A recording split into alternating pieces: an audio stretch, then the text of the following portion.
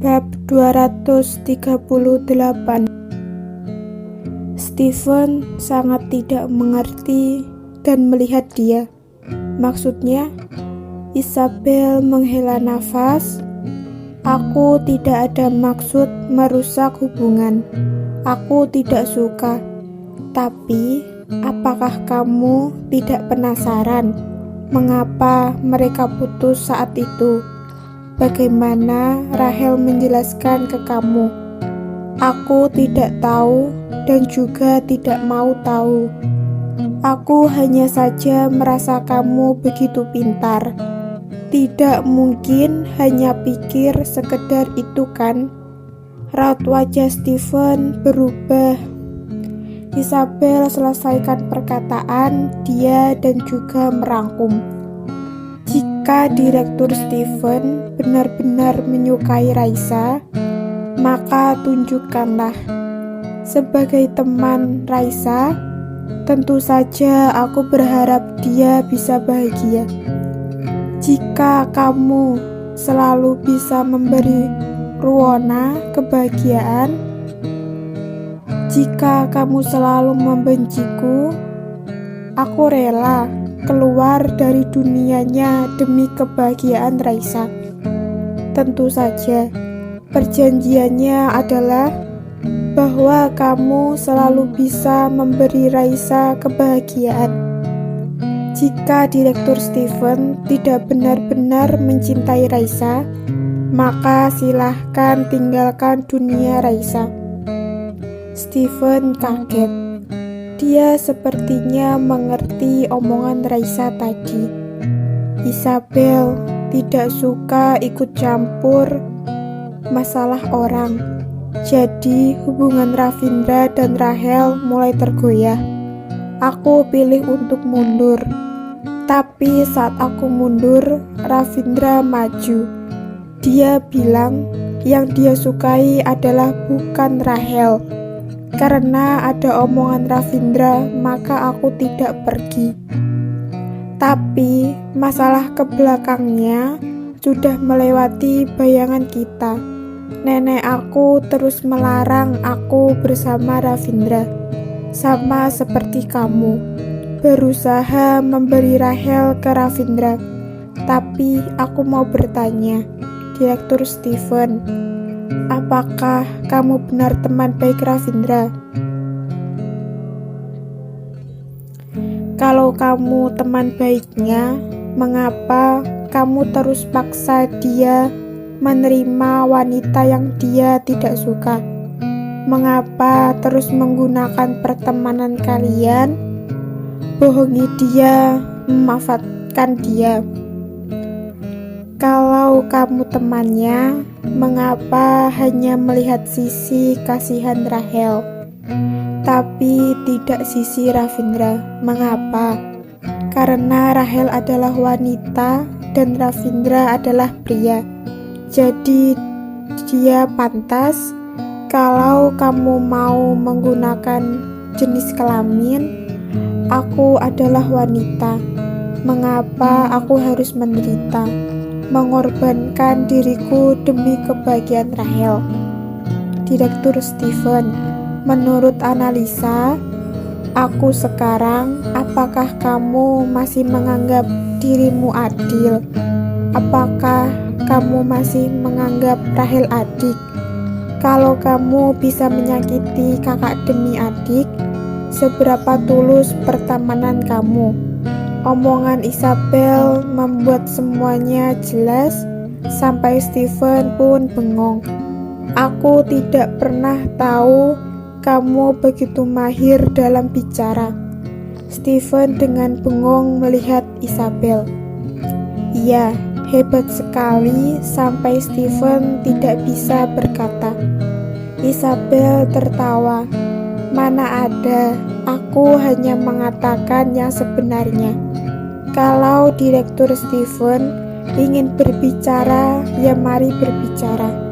Aku hanya beritahu masalah yang Direktur Stephen tidak bisa melihat.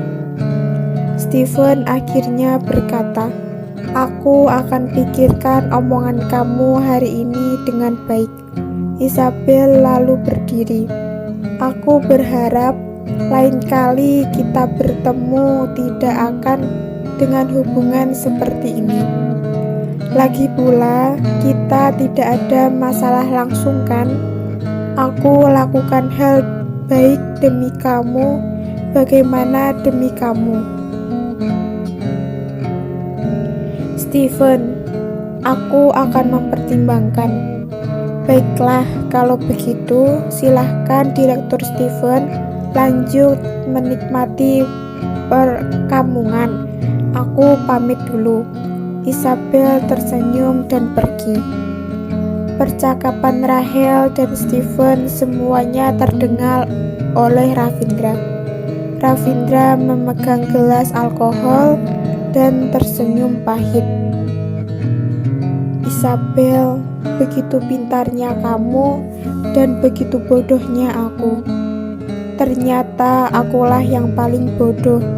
Kamu terus memikirkan demi aku, sedangkan aku hanya pikir kesulitan aku sendiri, mengabaikan perasaan kamu. Isabel, maaf. Aku akan buktinya tekad aku dengan aksi. Tunggu aku.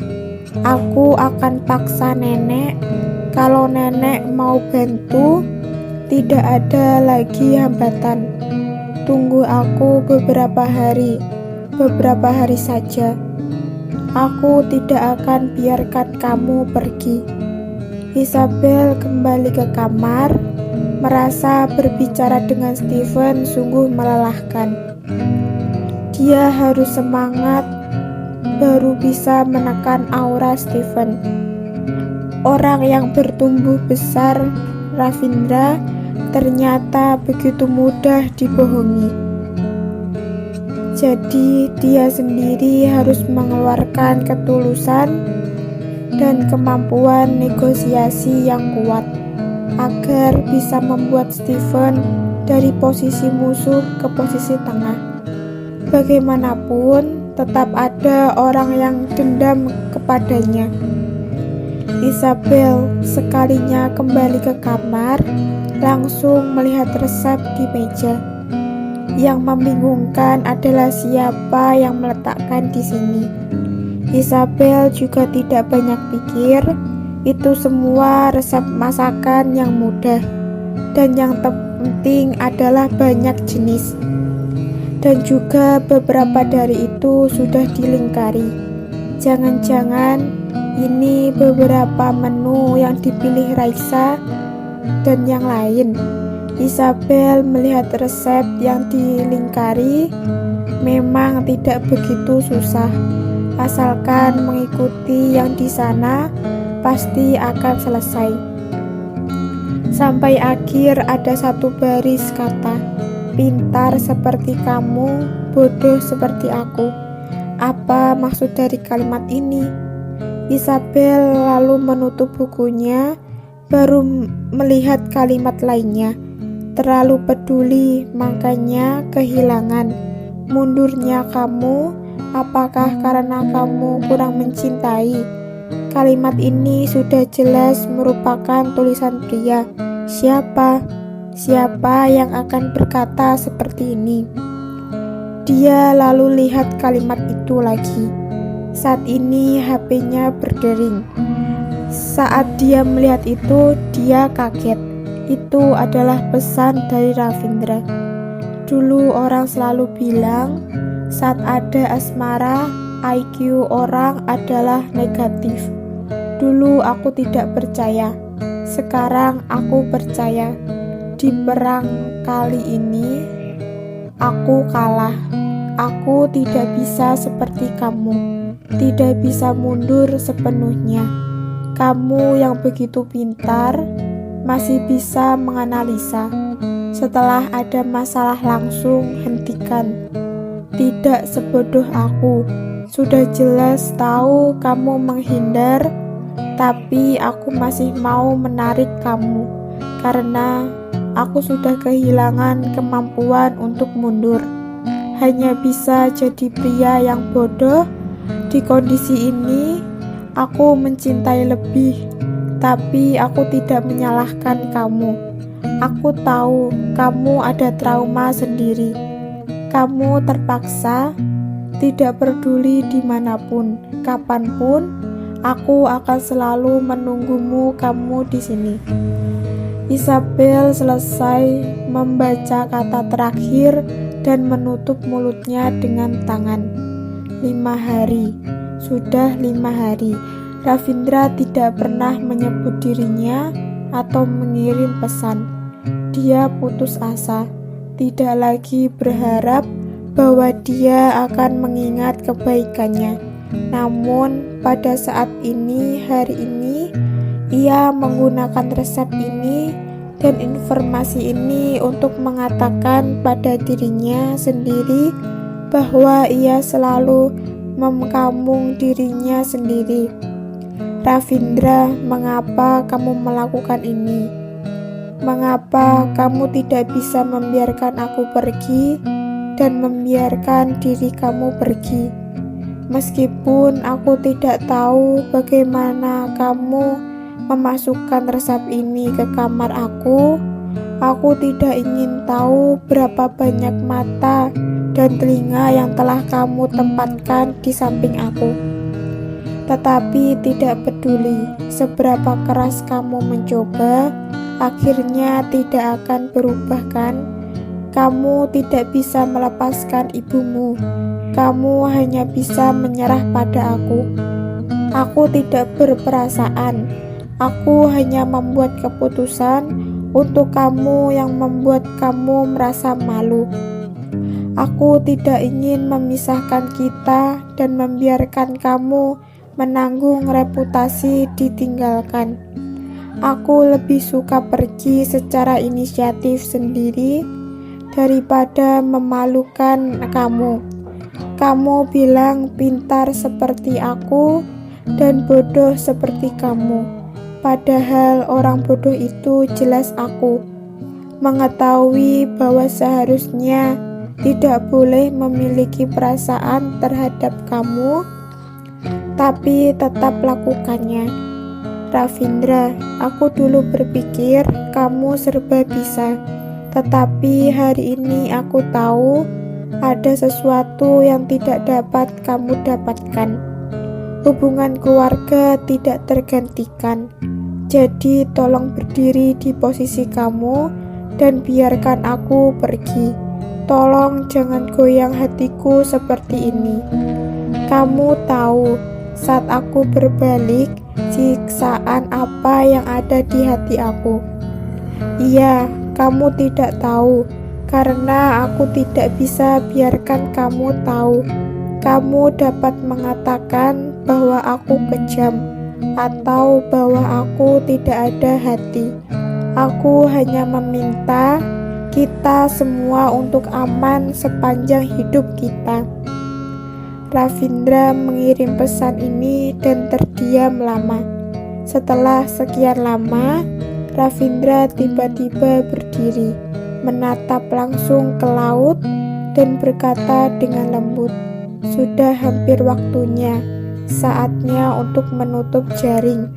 Nando berdiri di samping laporan yang tenang itu berkata, "Direktur Umum hari ini siang hari," dan memanggil Nyonya secara langsung.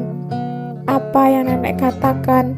Ravindra tetap diam, masih menatap laut dan bertanya dengan tenang. Direktur Umum berkata bahwa jika Nyonya begitu suka ikut campur, lebih baik. Nando ragu-ragu. "Lebih baik apa?" Ravindra mengangkat alis. "Lebih baik membawa kembali Barko ke sana untuk memuaskan kecanduan ibunya," kata Nando gelisah. "Nenek benar-benar berinisiatif membawa nama itu." Senyum di sudut mulut Ravindra tidak luput dari mata Nando. "Iya, Direktur," jawab Nando dengan tenang. "Barko, nama di keluarga kita Dara tidak ada yang berani menyebutkan nama kecuali Nyonya. Karena nama itulah, maka hilangnya pemilik keluarga kita Dara dan amputasi Nyonya Kitadara. Dan juga karena nama ini membuat Nyonya Kitadara mengasingkan menantu perempuannya.